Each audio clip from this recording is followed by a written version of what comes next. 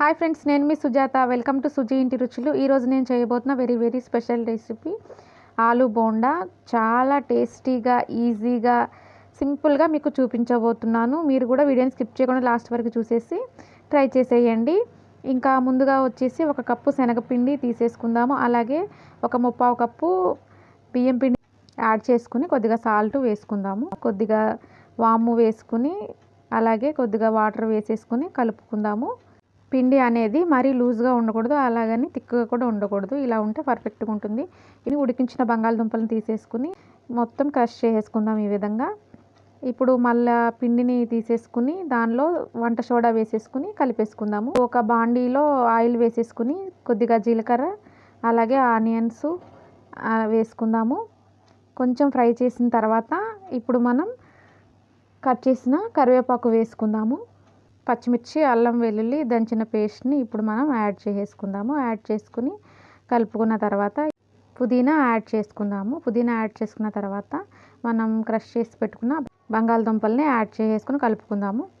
ఇప్పుడు ఒక 2 స్పూన్ల సాల్టు, మీ రుచికి తగినంత వేసుకోండి సాల్టు.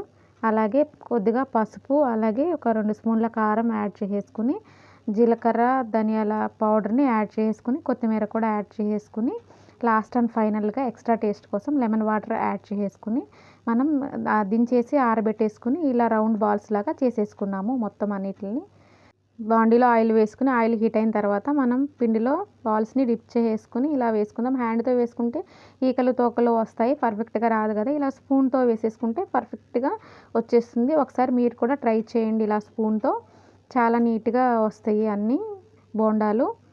అన్నీ మనం వేసేసుకుని ఈ విధంగా డీప్ ఫ్రై చేసేసుకుందాం ఆయిల్లో. ఇంకా మన ఛానల్ని ఎవరైనా సబ్స్క్రైబ్ చేయకుండా చూస్తున్నట్లయితే సబ్స్క్రైబ్ చేసి చూడండి ఫ్రెండ్స్.